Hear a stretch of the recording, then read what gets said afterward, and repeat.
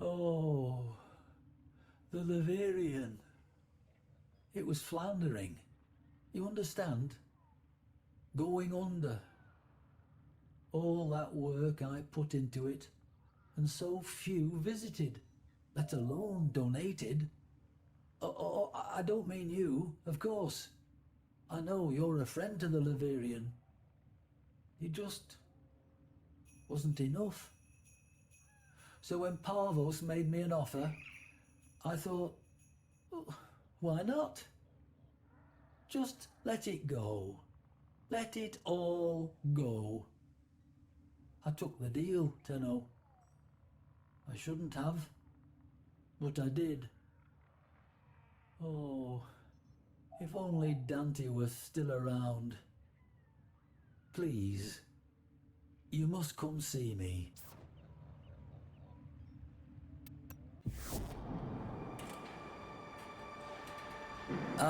Hello, friend. You find me now amidst the bones of all I am, of the thing that mattered most to me in my too long life. You know, I wasn't sure it was possible to be less than a man, for I was a man once. This room was to be a shrine to one of my dearest friends, but now that shall never come to pass. Look around, and I will recount what was meant to be.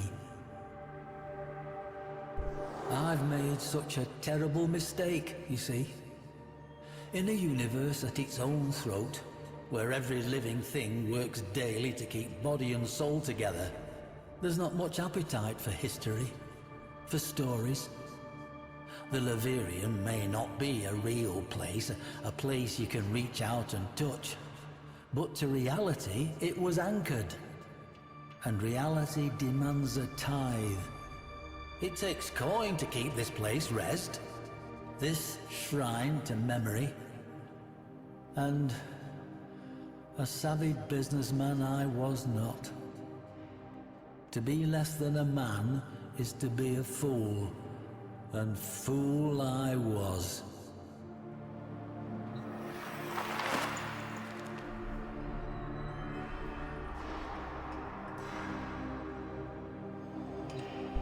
Did I never tell you of Dante?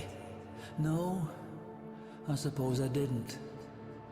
I suppose I hadn't the fortitude. The entirety of the Leverian is shaped by the lack of him, though perhaps only in ways that I can see. Though, by definition, a weapon of war, Dante was, first and foremost, a student of history. And he was my friend. Truthfully, much of the Leverian would not exist were it not for that bold, two-fisted academician's devotion to both myself and the cause of better understanding our history and ourselves. It shames me to think of what he would have to say about what I have done to our shared endeavor.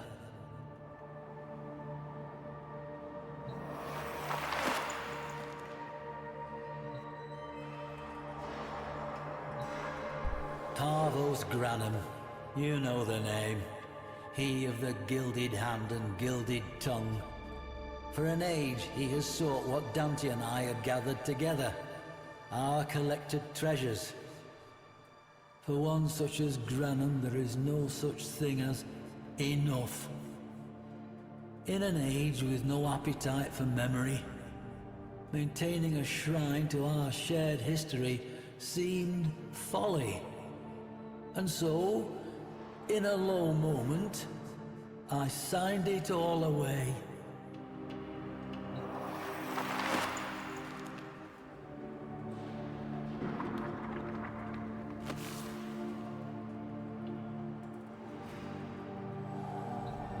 I do not know what possessed me in that moment. I have no need for money, or food, or shelter, or care. Perhaps I merely felt my time was done, that the past had served its use, and me along with it. Whatever the reason, I allowed myself an instant to feel my misery to be greater than my life's purpose.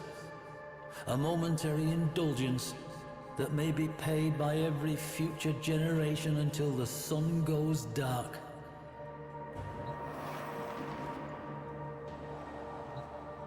I would give much for my friend to have been here. Dante and I, we tempered each other's unique compulsions. You would have liked Dante, I feel. His end began, as it did for so many souls, with the Entrati family. The patriarch of that benighted family had fallen into decadence and disrepute, his name sullied by controversy and implications of madness. Then an erstwhile associate of mine, a gentleman by the name of Lloyd, a Master Entrati's man for more than a lifetime, well, vanished. Lloyd, his master, and his entire lineage just gone.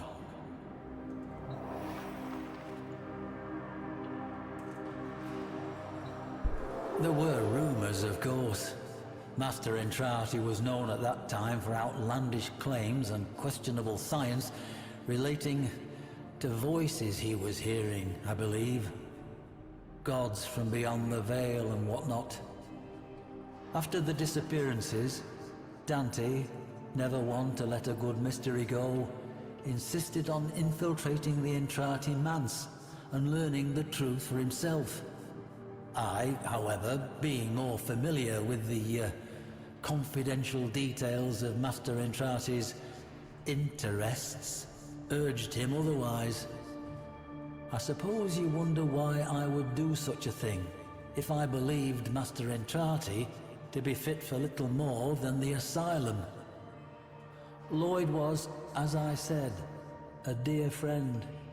We spoke often. His last missive to me was a simple one. We end as we began.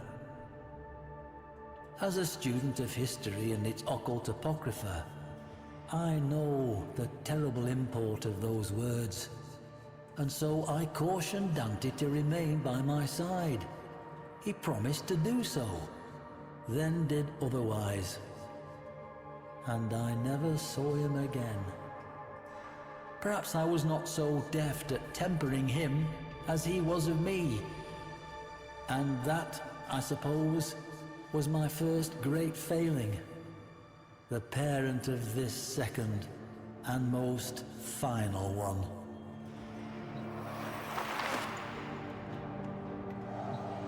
I imagine you surmised why I have summoned you here.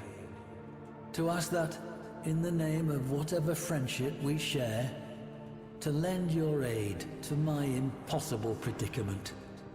To help preserve, not me, not this shadow of a man I once was, but to keep this monument to history alive, so that future generations may learn from it and never repeat our most shameful mistakes.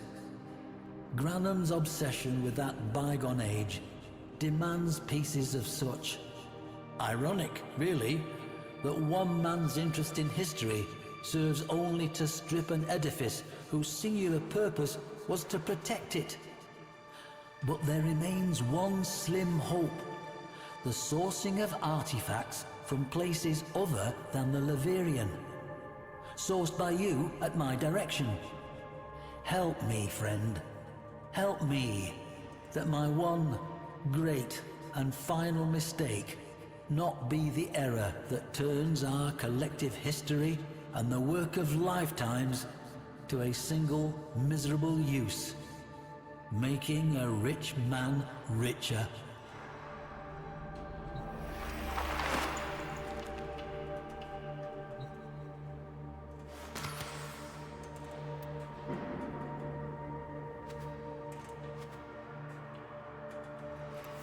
You found him, friend.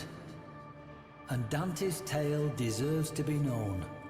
So, allow me to relate it as he passes it to me. Dante, ventured to the deafeningly silenced halls of the doomed Entrati lineage, encountering automated defenses gone senile and violent, chanting in an unright dialect that slurred thought and annihilated hope. That wrong-tongued language invaded Dante's mind, infecting it with the one thing he was defenseless against, the promise of knowledge. Oh. It may be said that a parasite is life from without the body, fighting to exist within the body, despite the body, even as it risks the body. What, then, do we call knowledge from beyond our reality, demanding to be let in? Poor Dante. If only he had recited to me sooner the wrong-tongued words he had heard. I could have told him, you know, that I had heard that language before. Once, long ago, from the lips of Parvos Granum. Dante found it, you see. Dante found the book. The Dante I knew was many things, but he was not weak. He struggled, fought, refused its knowledge. There was a moment, I knew, when that chill indifference felt it had won. In those moments, I was with him, wrestling the foul thing he had unlocked. Impossibly, though it cost him dearly, he was winning. But miserably. I knew the equation was not so simple as that. I told him, Dante, what you have found can never be brought forth. Parvos must never know of this. I felt the chill, the awful loneliness of understanding wash through him. I sensed the moment he chose, and I felt Dante give up. When he died, I almost died with him. But the book, the word, did not permit Dante to die. The violent diplomacy which ensued rewrit the very fabric of who he was. I understood things, learned things on that journey with my old friend from night to day. Things which could not survive in this world, but have forever made a lie to me of science. What became of him and what stars he may have traveled to is unknown to me. What that wrong-tongued voice may murmur in his mind on long nights, I'm not sure I would want to know. But I know it teaches. It teaches because it longs to be known, and in being known, it exists, and in existing, it survives.